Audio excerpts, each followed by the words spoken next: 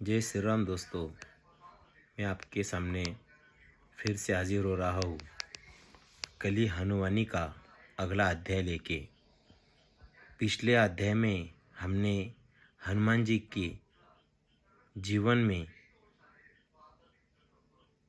में जो कुछ चमत्कार हुए उसकी एक छोटी सी कथा हमने सुनी कि हनुमान जी ने 41 साल के बाद उस मातंग लोगों के सामने आकर उनके कुछ प्रश्न थे सुचिता और विचिता के और चित्ता के, उन प्रश्नों को कैसे हल किया और किस प्रकार उन्होंने चित्ता को न्याय दिया। ये हमने पिछले अध्याय में दो माता से जना, उस अध्याय का नाम था। इस अध्याय में हमने उस अध्याय की जानकारी ली। दोस्तों, हनुमान जी का पूरा जीवन ही एक चमत्कारिक है, क्योंकि बचपन से हनुमान जी की जो कुछ बातें कही जाती है वो पूरी तरह चमत्कारिक है। इसलिए जहाँ हनुमान जी होंगे, क्या जहाँ हनुमान जी का वास्तव होगा तो वहाँ चमत्कार तो होगा ही होगा। और हनुमान जी सिर्फ चमत्कार ही नहीं करते, वो उसी के साथ लोगों का उद्धार भी करते हैं। आप हनुमान जी की जितनी भी कहानियाँ सुनोगे रामायण के बाद भी, तो आपको हनुमान जी का बहुत ऐसा जो उनका जो चमत्कार है और लोगों का उद्धार उन्होंने कैसे किया उसके बारे में आपको जानकारी मिलेगी। अपने भारत देश में भी बहुत जगह पे हनुमान जी के मंदिर है, जहाँ आज भी हनुमान जी चमत्कार दिखाते हैं। साइंस तो चमत्कार को नहीं मानता, लेकिन साइंस जब हार जाता है ना, तब साइंस यही कहता है कि आप सब भगवान के हाथ में है। दोस्तों, हमारा जो धरोहर है, हमारी जो संस्कृति है, हिंदू संस्कृति बहुत सनातन है और इस सनातन संस्कृति में हम जन्मे हैं, हमारा भाग्य है। और इस सनातन संस्कृति को जतन करना यही भी हमारा कर्तव्य है। तो हम अभी अगले अध्याय को शुरुआत कर रहे हैं। दोस्तों, आप ध्यान से सुनिए। मुझे बहुत लाइक आना चाहिए, मेरे वीडियो को वो सब्सक्राइबर बढ़ने चाहिए। ये मेरा उद्देश्य नहीं है दोस्तों। मैं हनुमान जी का भक्त हूँ और हनुमान जी की छोटी सी कथा आपके सामने रख रहा हूँ। यही मेरा आनंद है। जो कुछ सुन सकता है वो सुने, जिन्हें नहीं सुनना वो ना सुने। मुझे इससे कोई लेना देना नहीं है। मेरा सिर्फ एक ही है कि मैं राम का भक्त हूँ, हनुमान का भक्त हूँ। तो आपके सामने मैं मेरे इस आराध्य की यह जो कथा है वो मैं सुनाने जा रहा हूँ, जो कभी किसी ने सुनी ही नहीं। तो आज का जो अध्याय है उसका नाम है जलकन्या। भी जलकन्या कुछ न हर पूरा जो अध्याय है ना इस कली हनुमानी के, सब अध्याय में कुछ ना कुछ बातें दी गई है जिससे कुछ समझता है। और हनुमान जी ने दिया ब्रह्म ज्ञान की प्राप्ति हमें इस कली हनुमानी से होने वाली है दोस्तों। तो ये आपको ध्यान रखना होगा। ठीक है दोस्तों, फिर से शुरुआत कर रहा हूँ। अध्याय 2 जलकन्या पढ़ रहा हूँ। बीच बीच में आपको थोड़ा सा बताते भी चलूँगा, क्योंकि इस अध्याय और पिछले अध्याय का कुछ संबंध नहीं रहता है, क्योंकि वो कथा के स्वरूप में है। ठीक है दोस्तों, चालू कर रहा हूँ। बाबा पूर्वजों की चट्टान की तलीटे पर बैठे थे। थोड़ी देर पहले चट्टान के ऊपर जो कुछ भी उन्होंने देखा और अनुभव किया था, वे उसको अपने स्थूल मन से पहचानने की चेष्टा कर रहे थे। वे तो वहाँ अपने पूर्वजों से बात करने गए थे, परंतु उन्हें वहाँ मिल गए थे उनके पूर्वजों के गुरु हनुमान जी। चित्ता के कथा में हमने देखा कि बाबा मातंग पूर्वजों की चट्टानों पे जाते हैं।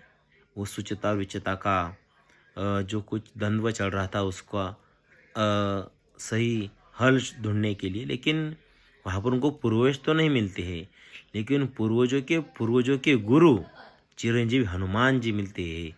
और खुद हनुमान जी उनका जो प्रश्न था उसका हल करते हैं। हमने पिछले एपिसोड में देखा और वही मैं आगे कंटिन्यू कर रहा हूँ।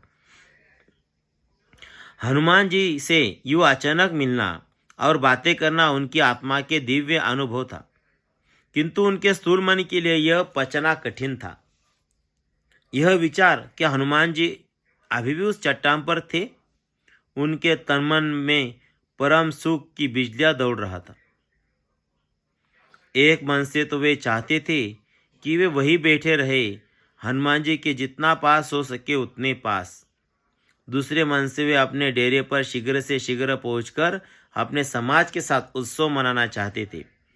उन्होंने हनुमान जी के आने का परम सुखद समाचार सुचेता और विचेता के हाथों पहले ही डेरे में भेज दिया था।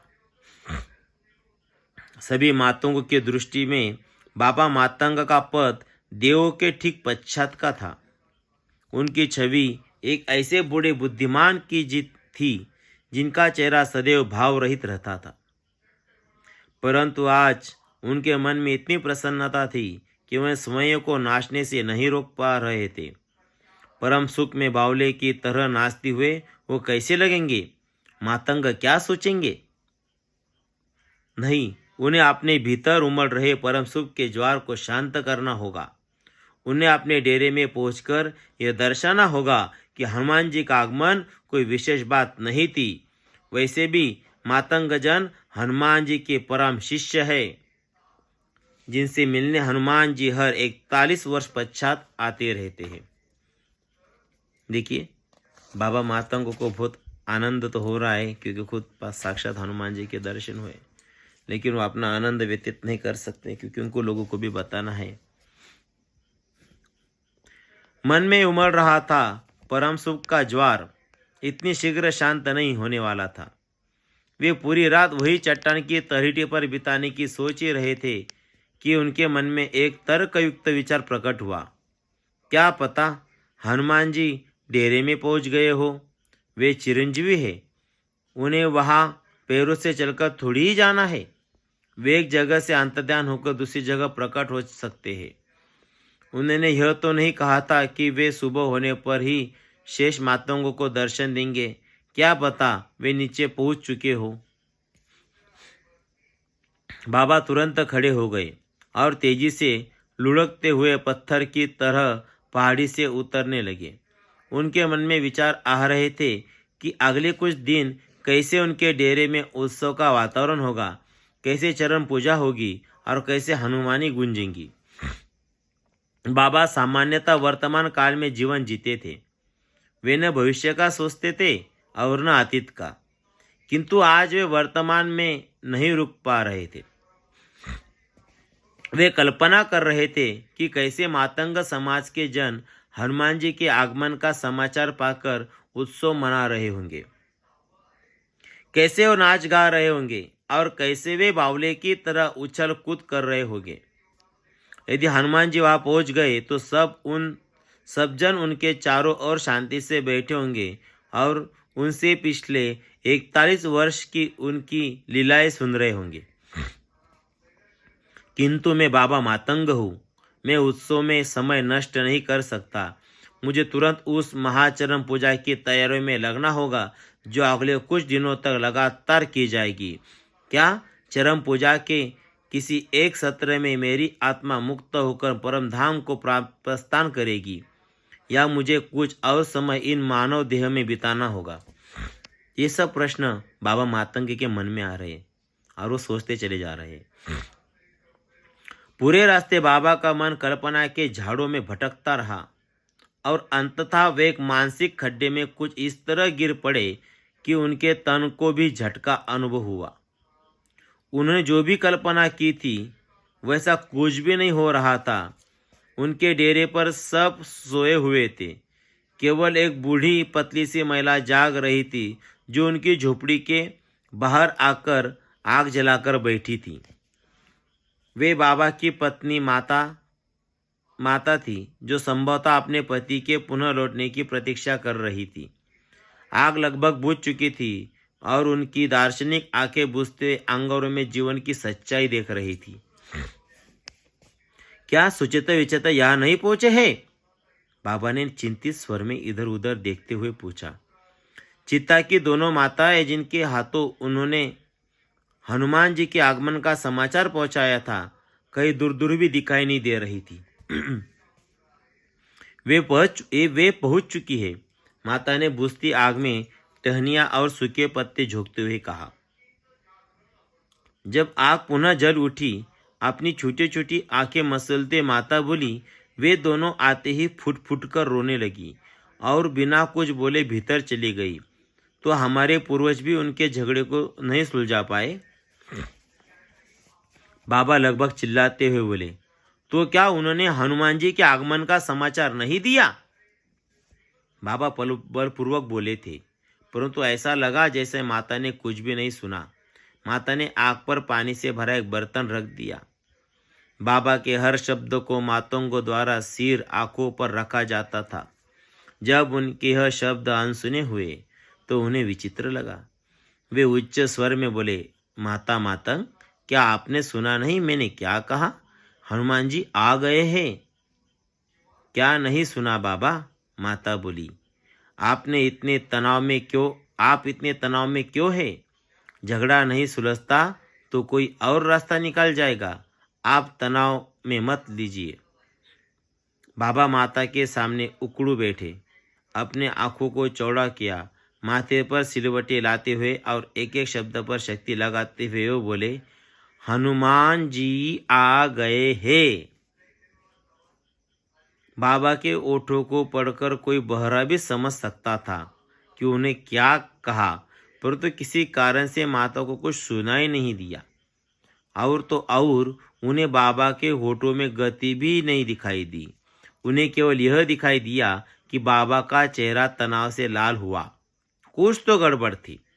सुनने और बोलने वाले के बीच, प्रस्तुतकर्ता और दर्शक के बीच, संदेश भेजने और प्राप्त करने वाले के बीच।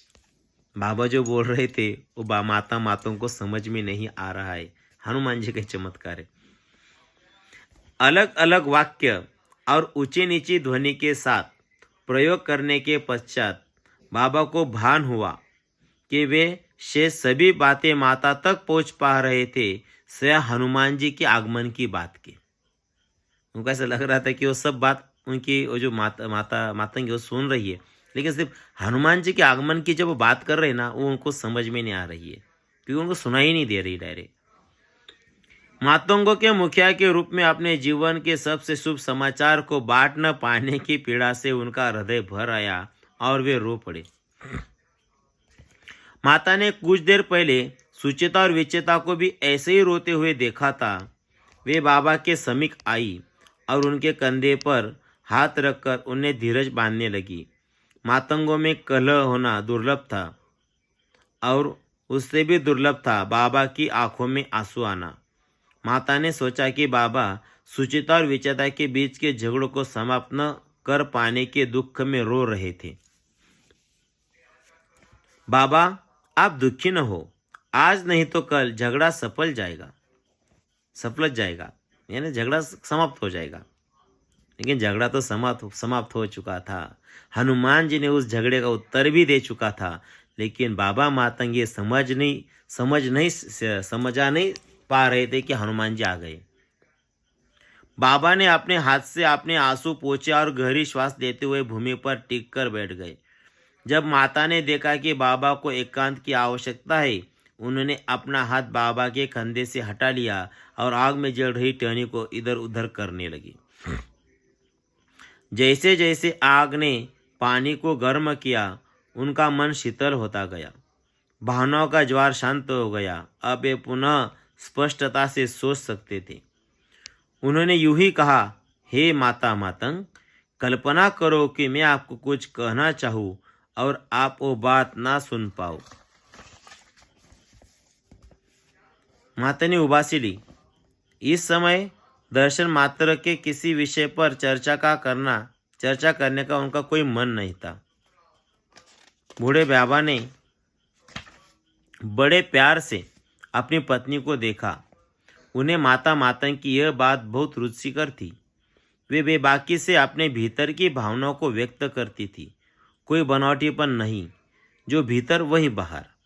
बड़े उत्तरदायित्व उठाने वाले जनों को प्राय अपनी भीतर की भावनाओं को कुचलकर कार्य करने होते हैं। माता के साथ वैसा नहीं था। यदि उन्हें नींद आ रही है तो वे दर्शन शास्त्र में रुचि का ढोंग नहीं कर सकती थी। वही बाबा की छवि ऐसी बन गई थी कि उन्हें आधी रात में जगाकर भी उनसे ज्ञान की बातें की जा सकती थी।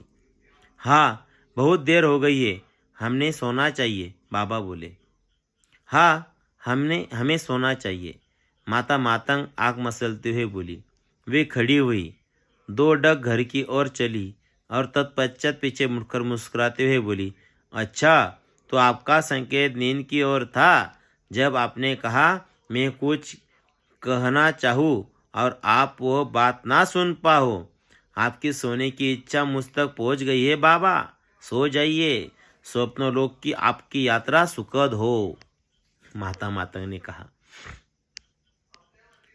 आपको नहीं पता कि मैं क्या बोलने वाला था, बाबा बुदबुदाए, किंतु माता वहाँ से जा चुकी थी। बाबा अपने विचार में इतने मग्न थे कि उन्हें माता का अंतिम वाक्य, आपकी स्वप्नलोक की यात्रा सुखद हो, सुनाई नहीं दिया था। वो वाक्य मातंगों का शुभ रात्रि कहने का ढंग था। अर्थात बाबा मातंग को अपनी बात न पहुंचाने पाने के विचार में इतना खो गए थे कि उन माता द्वारा कहा गया वाक्य भी नहीं पहुंच पाया था। बाबा के कान खुले थे, बस मन कहीं और था, इसलिए उन्हें माता का शुभ रात्रि संदेश सुनाई नहीं दिया था। हमें क्या सुनाई देता है और क्या समझ आता है, यह मन पर निर्भर करता है। अधिकतर जनों का मन माया के वश में होता है, इसलिए वे वही सुनते हैं और समझते हैं जो माया सुनाना समझाना चाहती है, वह नहीं जो वास्तव में बोला गया है। माया के पास मन को वश में करने के लिए अगणित हथियार है। एक किशोरी को यदि आप कोई नए प्रकार का वस्त्र देंगे तो वह कदाचित उसे रुचिकर नहीं होगा, किंतु यदि उसने वही वस्त्र किसी राजकुमारी या अभिनेत्री को पहने देखा होगा तो वह उससे रुचिकर होगा। रुचि अरुचि, अच्छा बुरा, शुद्ध अशुद्ध, प्रेम घृणा, उचित अनुचित, पवित्र अपवित्र, धार्मिक अधार्मिक, तार्किक अतार्किक, आस्था अनास्था आदि के टप्पे हमारे मन पर कौन लगाता है? जो आसपास हो रहा है वह सब माया है। माया आपको बताती है कि आप कौन हो। माया आपको बताती है कि आपको क्या करना है, क्या सुनना है, किससे प्रेम करना है और किससे घृणा करनी है। अंततः आप माया के बंदी बन जाते हैं। आप भूल जाते हैं कि आप एक आत्मा है।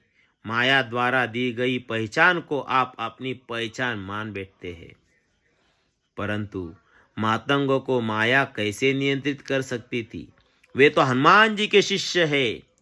उन्हें क्या कोई सुनाई देगा और क्या समझ में आएगा, ये तो हनुमान जी तय करते हैं, क्योंकि वे हनुमान जी को पूर्णतः समर्पित है। इसलिए हनुमान जी के आगमन की बात न बता पाने के पीछे हनुमान जी की ही कोई लीला रही होगी। किंतु बाबा ऐसे नहीं सोच रहे थे। वे दर्शन शास्त्र की गहराई में चले गए थे, जहाँ तथ्य से अधिक संदेह को महत्व दिया जाता है। वे इस बात पर भी संदेह करने लगे कि कुछ देर पहले उन्होंने पहाड़ी पर हनुमान जी के दर्शन किए थे। हो सकता है कि वह उनका वहम हो, भ्रम हो सकता है कि सुचिता विचेता के बीच चल रहे झगड़ों के तनाव के चलते उनके मस्तिष्क के तार हिल गए हो और उन्हें वहम होने लगे हो। किंतु दर्शन के समय सुचेता और विचेता भी उनके साथ थी। उन्होंने भी हनुमान जी से बातें की थी। क्या उनको भी वहम था? क्यों नहीं हो सकता है वे सब एक सामूहिक वहम से ग्रस्त हो गए हो। यदि वे हनुमान जी के आने की बात माता को बता पाते तो कदाचित उन्हें इस बात में कुछ सच्चाई लगती, या वह भी वहम ही लगता। वहम पूरे मातंग समाज को भी तो हो सकता है, परंतु ऐसा वहम जो सभी को हो गया हो उसे वास्तविकता ही माना जाएगा। वास्तविकता और वहम में क्या कोई अंतर है? यदि पूरी मानवता को कोई वहम हो तो क्या सब उसे परम सत्य की संज्ञा नहीं देंगे? ऐसा सोचते सोचते बाबा मातंग का हनुमान जी के आगमन से उत्पन्न हुआ जोश ठंडा पड़ गया। अब उन्होंने उसे एक साधारण रात्रि मान लिया था। अब उन्हें नींद भी आने लगी थी। उन्होंने नींद के वाहन की सवारी करने का मन बनाया और स्वप्नलोक की ओर रवाना हो गए। यद्यपि उनके सपनों में कुछ ऐसा विशेष नहीं था जिसकी छाप उनके चेतन मन पर छूटती। वे एक बूढ़े व्यक्ति थे। उनकी कोई इच्छा नहीं थी सिवाय इसी की कि वो मातंग समाज के मुखिया का दायित्व किसी और को सौंपकर देह त्याग करे। मातंगों ने अपना मुखिया चुन लिया था। जीवन के 2 दशक पार कर चुके एक नौजवान को यह दायित्व सौंपा जाना था। इसमें आश्चर्य की बात नहीं होनी चाहिए, क्योंकि मातंग देह की आयु नहीं, आत्मा के अनुभव को महत्व देते हैं। उर्वा की आयु छोटी होते हुए भी उसकी आत्मा के पिछले जन्मों के अनुभव उसे शेष सभी मातंग से उच्च बनाते थे। सभी देव देवताओं ने मातंगों को दिव्य संकेत देकर यह बताया था कि उर्वा ही उनके अगले मुखिया बनने के योग्य थे। उन संकेतों में से एक था उर्वा को आने वाले बुरे सपने, जो बचपन से उसे कष्ट देते आ रहे थे। अब जब भी बाबा चैन की नींद सो रहे थे, उर्वा अपने बुरे सपनों में फंसता जा रहा था। यह बुरा सपना जो उसे बार बार आता था, एक जलपरी का था। विशाल समुद्र के बीचों बीच एक ऊंची चट्टान थी। चारों ओर पानी ही पानी। पता नहीं वह चट्टान पर कैसे पहुंच गया था। समुद्र पार करके घर पहुंचने की आशा कब की दम छोड़ चुकी थी। पता नहीं देह कैसे जीवित थी। मस्तिष्क सुन्न था और हृदय केवल नाम के लिए धड़क रहा था। उसने ढूंढने कोई नहीं आने वाला था। क्षितिज से डूबता लाल सूरज मृत्यु के देवता का झंडा प्रतीत हो रहा था। यदि आप मेरी सहायता करो तो मैं आपकी सहायता कर सकती हूँ। एक मधुर ध्वनि मौत के साय को चीरते ही उनके कानों तक पहुंची। उसने चट्टानों के किनारे से नीचे झांककर देखा। पानी में इतनी सुंदर कन्या खड़ी थी कि वर्णन कठिन था। उसके गोल मुलायम चेहरे की कांति किसी जीवनदायक मायावी औषधि का काम कर रही थी। उसकी चमकती हुई हरी आंखों में हिरन जैसी मासूमियत थी, किंतु उर्वा के मन में मृत्यु और संकट के विचार भरे हुए थे। उसने ऐसे प्रतिक्रिया दी जैसे उसने कन्या नहीं, झाड़ियों के पीछे दुबका कोई शेर देख लिया हो। वह तीव्रता से सरकर चट्टान के किनारे से ऐसे पीछे हटा जैसे संकट को भागकर कोई जानवर बिल में घुसता है। किसी ने झपट्टा नहीं मारा, कोई नहीं गुर्राया। जब अगले कुछ क्षण संपूर्ण मौन में बीते तो उसने अपनी त्रुटि का भान हुआ। कहीं ऐसा तो नहीं था कि उसने सहायता के लिए बड़े हाथ को सांप समझ लिया था। कौन हो आप और क्या चाहती हो? उसने उत्तर की अपेक्षा से नहीं, यह जानने के लिए प्रश्न पूछा कि वह अलौकिक कन्या वहीं पर थी या चली गई थी। मैं आपको वहां पहुंचा सकती हूँ जहां पर आते जाते जलयात्री कदाचित आपको देख ले और आपको सहायता कर दे, उत्तर मिला। उर्वा मौन रहा। उसके सुन्न मस्तिष्क ने तर्क दिया, यदि यह कन्या कोई मायावी राक्षस है तो भी चट्टान पर पड़े पड़े दम तोड़ने से अच्छा है तीव्र मौत मर जाए। वह चट्टान के किनारे पर पुनः आ गया। नीचे झांककर कन्या को देखने का उससे साहस नहीं हुआ, परंतु 2 शब्द मुख से निकालने में सफल रहा। कौन हो आप? यूँ समझ लो कि मैं आपकी तरह एक अभागी आत्मा हूँ, समुद्र की गहराइयों में फंसी प्रतीक्षा कर रही हूँ कि मुझे कोई मुक्त करे। कन्या ने इतने उदास स्वर में उत्तर दिया कि उर्वा के मस्तिष्क ने उन शब्दों को समझने की चेष्टा नहीं की। उत्तर के अंत में कन्या ने संभवतः गहरी श्वास छोड़ी तो उर्वा को लगा कि वह सुबक रही थी। अब उर्वा से रहा नहीं गया। उसने दोनों हाथ चट्टानों के किनारे पर टिकाकर अपना सिर बाहर निकाला और नीचे देखा। उसकी आंखें कन्या की निर्मल हरी आंखों से मिली तो उसके मन से भय, संकट, सभी विचार बाष्प की तरह उड़ गए। उर्वा जो मातंग बाबा है, बाबा मातंग के बाद में जो मुखिया होने वाला है उस कबीले का, उसके बारे में ये दिया जा रहा है। एक तरफ बाबा मातंग अभी सो गए सपनों में और इधर उर्वा की कहानी शुरू हो चुकी है, जो भी एक सपना दिख रहा है। चट्टान पर पेट के बल लेटकर उसने अपना हाथ कन्या की ओर बढ़ाया और बोला, चलो ऊपर आ जाओ। कन्या के कोमल हाथ उसके हाथ से मिले तो तुरंत कुंडली बन गई। वो उसे समझ नहीं आ रहा था कि किसी ने किसका हाथ थाम रखा था। उर्वा ने कन्या को ऊपर खींचने के लिए बल लगाया। कन्या पानी से तनिक भी ऊपर नहीं उठी, उल्टी वह नीचे धंसने लगी। ऐसा लगा जैसे कन्या को कोई मगरमच्छ पानी में नीचे खींच के ले जा रहा था। उर्वा के मस्तिष्क में एक रंगीन चल चित्र बन गया, जिसमें वो नायक था, कन्या नायिका, और वह अपनी नायिका को भयानक जल राक्षसों से बचा रहा था। उसने पूरा बल लगा दिया। कन्या को बचाने के चक्कर में वो सोया चट्टान पर जमदाकड़ की तरह उल्टा लटक गया। अब उसके लिए चट्टान पर वापस सुरक्षित सिमटना कठिन था। गहरा समुद्रों से निकलने के लिए तैयार था। वह गिरा तो सीधे गहराई में चला गया। सतह पर पुनः आने का उसे अवसर ही नहीं मिला। जितने हाथ पैर मारता था उतनी ही गहराई में जाता। श्वास रोककर रखना भी असंभव हो गया। जब उसने श्वास भरी तो ऐसी भरी कि घड़े जितना पानी सीधे उसके तन के भीतर घुस गया। ऐसा लगा कि जैसे कोई मायावी राक्षस उसके नथुने से होकर उसके पेट में घुस गया हो। राक्षस भी ऐसा, जो घुसने के पश्चात उसके तन को भीतर से चीरकर बाहर निकलने को आतुर था। पता नहीं राक्षस निकल गया था, भीतर ही मर गया। कुछ क्षण पश्चात सब कुछ अचानक सामान्य हो गया। वह अब भी गहरे पानी में था, परंतु पानी हवा जैसा लग रहा था। वो मछली की तरह पानी में सहज अनुभव कर रहा था। ऐसा लग रहा था जैसे वो पानी में तैर नहीं रहा था, अपितु हवा में उड़ रहा था। वो अकेला नहीं उड़ रहा था। उसकी पीठ पर एक कोमल हाथ था जो उसकी उड्डान की दिशा तय कर रहा था। वह हरी आंखों वाली कन्या उसके पार्श्व में उड़ रही थी। वह उस कन्या का बंदी था। उसने जलकन्या की ओर प्रश्नार्थक दृष्टि डाली तो कन्या ने उसे रिक्त दृष्टि से देखा। इससे पहले कि वह निर्मल चेहरा उसे पुनः अपने मायाजाल में उलझाता, उसने देखा कि वह कन्या साधारण कन्या नहीं थी, वो एक जलकन्या थी। उसके आदि देह मनुष्य और आदि देह मछली की थी।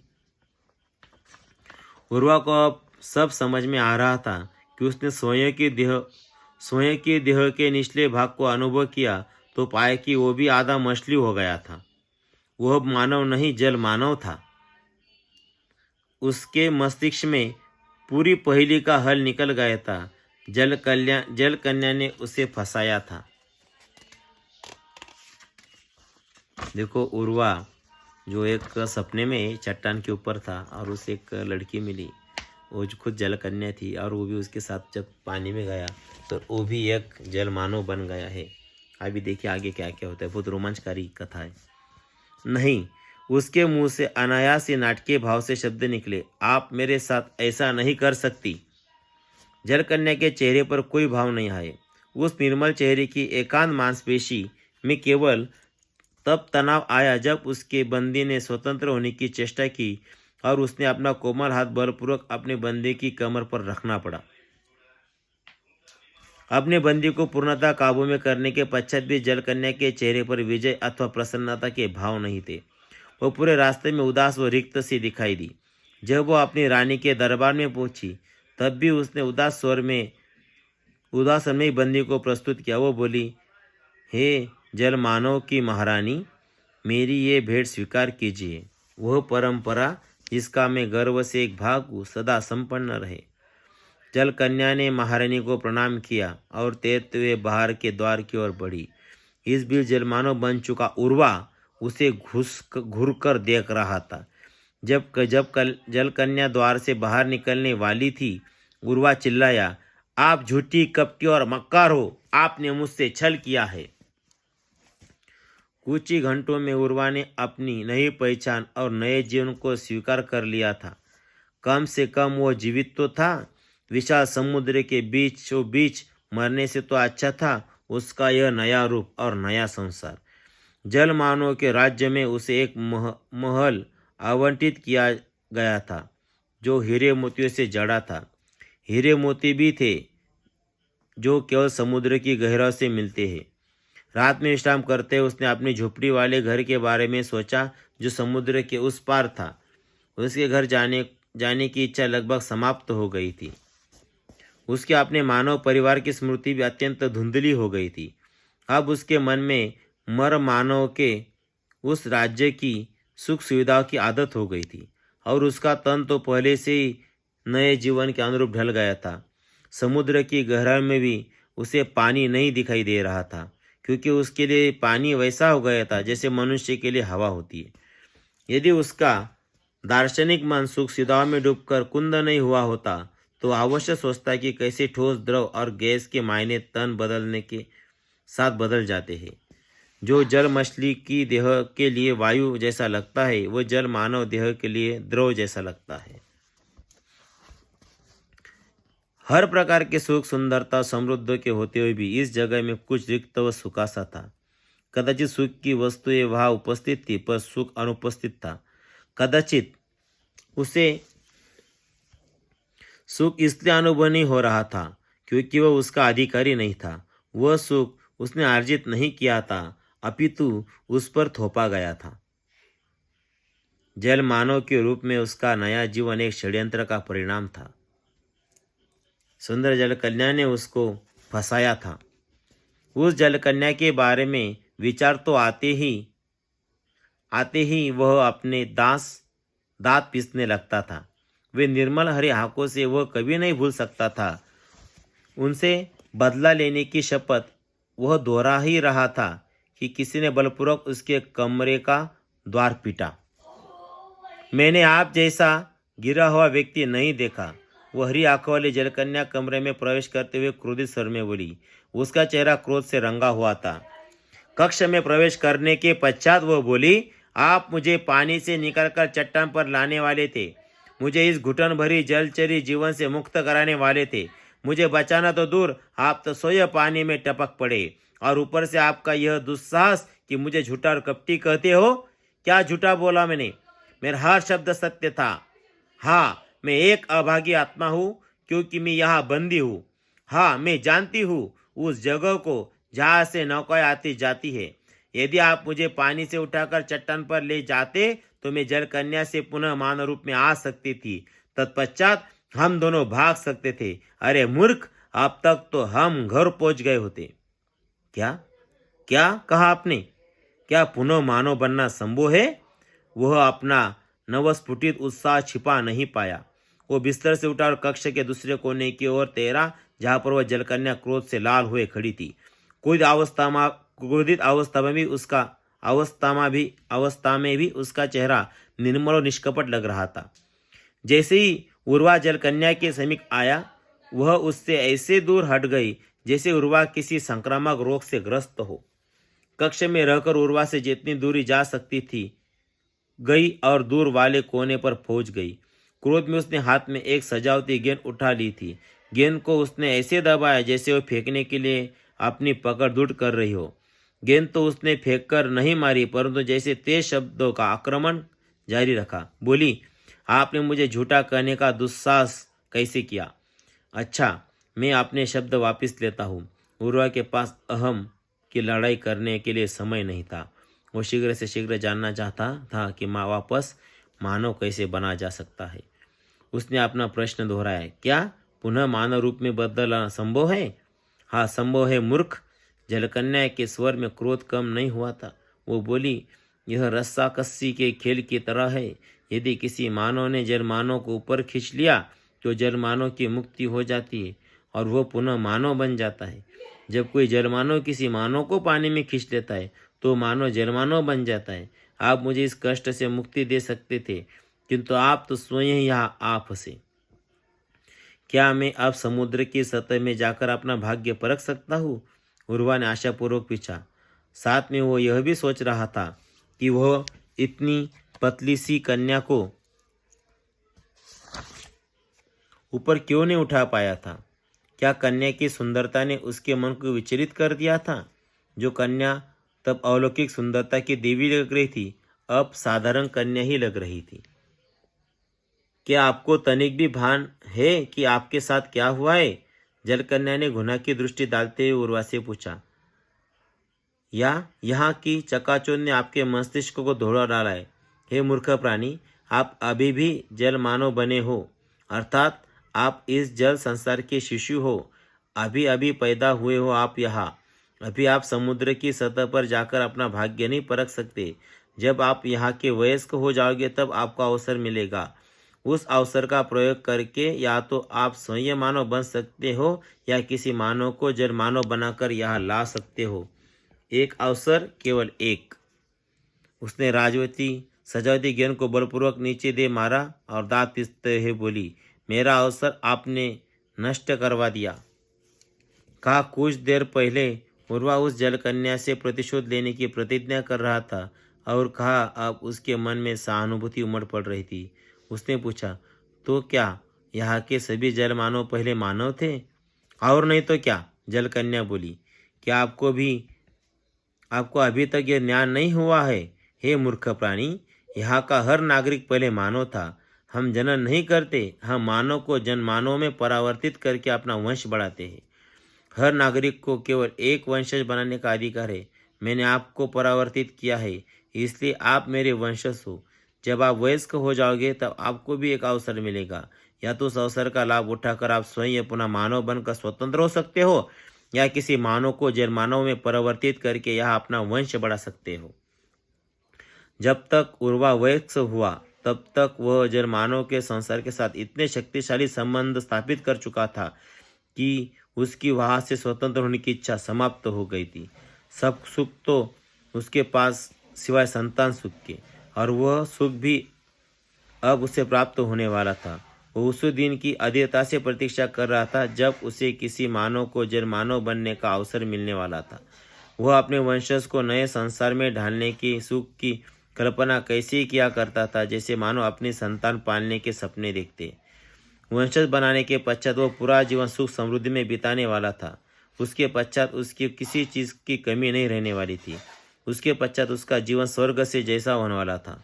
और मृत्यु का विचार निसंदेह भयावह था, क्योंकि यहाँ की मृत्यु नरक से भी बदतर थी। उसे पता था कि हर जल मानव उसी तरह उसे भी एक दिन जीवित ही भयावह राक्षसी मछली के मुख में प्रवेश करना था। जल मानव के लोक में हर पखवाड़े एक मृत्यु का उत्सव बनाया जाता है। उस उत्सव में जल मानव अपने वृद्ध सदस्यों को राक्षसी मछलियों की भेंट चढ़ाते हैं। बदले में राक्षसी मछलियाँ उनके राज्य की गहरे समुद्र के संकटों से रक्षा करती है। सचमुच बहुत भयानक मृत्यु होती है जल मानव के लोक में। मानव लोक में कम से कम मृत्यु तो पीड़ा रहित हो सकती है। केवल भयानक मृत्यु का विचार ही था जो उर्वा को जल मानव के लोक को छोड़कर मानव संसार में लौटने के लिए प्रोत्साहित करता था। अंततः आखिर का दिन आ पहुंचा। जल मानव की सेवा करने वाली सूक्ष्म मछलियाँ ने लक्ष्य के बारे में समाचार लिया। उर्वा का लक्ष्य थी एक नाव में यात्रा कर रही कन्या जो अकेली और उदास लग रही थी। दोस्तों, ये अध्याय बड़ा है, इसको मैं 2 भाग में विभाजित कर रहा हूँ। अगला अध्याय मैं आपको नेक्स्ट एपिसोड में बताने वाला हूँ। अभी तक हमने इस अध्याय में पढ़ा है कि उर्वा कैसे एक जलमानव बन गया है। अभी वो भी एक जलमानव बनने के बाद वो भी उसका वंश बढ़ाने के लिए एक मानव को ढूंढ रहा है। आपको पता है, अगर मानव जल मानव को अगर ऊपर खींचता है ज़मीन के ऊपर तो वो मानव बन जाएगा, और जल मानव या जल कन्या किसी मानव को उस समुद्र में खींचते हैं तो वो जल मानव बन जाता है। तो अभी देखते हैं कि उर्वा फिर से जल मानव से मानव बनता है या उसके वंश को आगे बढ़ाता है किसी मानव को जल मानव बना के। तो मित्रों, यह थी कली हनुमानी का दूसरा अध्याय, जिसका नाम है जल परी, जल कन्या नाम है इस अध्याय का। तो दोस्तों, इस कली हनुमानी के इस पुस्तक में बहुत सी कहानियाँ रोमांचिक और चमत्कारिक है। हनुमान जी की कहानियाँ है। हनुमान जी इस कहानी से किसी न किसी तरह जुड़े हैं। आपको इस कहानी के अगले अध्याय में पता चल जाए कि इस कहानी इस कली हनुमानी में क्यों आई है। तो इसका उत्तर मैं आपको अगले अध्याय के एपिसोड में दूंगा दोस्तों। तो आप सुनते रहिए मेरे इस नई शुरुआत कली हनुमानी, जो हनुमान जी के चमत्कार और उनके इस संसार में होने का एक प्रमाण देती है। तो दोस्तों, आपको अगर मेरा इस कहानी को सुनने का मन लगता है, अगला एपिसोड आपको सुनना है, तो मेरी गुजारिश रहेगी कि आप मेरे इस चैनल को सब्सक्राइब कीजिए, लाइक कीजिए। ज़रूरत तो नहीं है, लेकिन सब्सक्राइब किएगे तो आपके तरफ मैं इस हनुमानी का ज्ञान पहुंचा सकता हूँ। मैं भी आपके साथ इस हनुमान जी का ज्ञान ले रहा हूँ दोस्तों, तो आप ही इससे जुड़िए और कल हनुमानी का इस ज्ञान का लाभ उठाइए। अब मैं आपका निरोप लेता हूँ, मराठी में निरोप बोलते हैं। मैं आपसे अभी मैं आपको अगले एपिसोड में सुनाऊंगा नेक्स्ट अध्याय। ठीक है दोस्तों, तो बाय, शुभ रात्रि, जय श्री राम।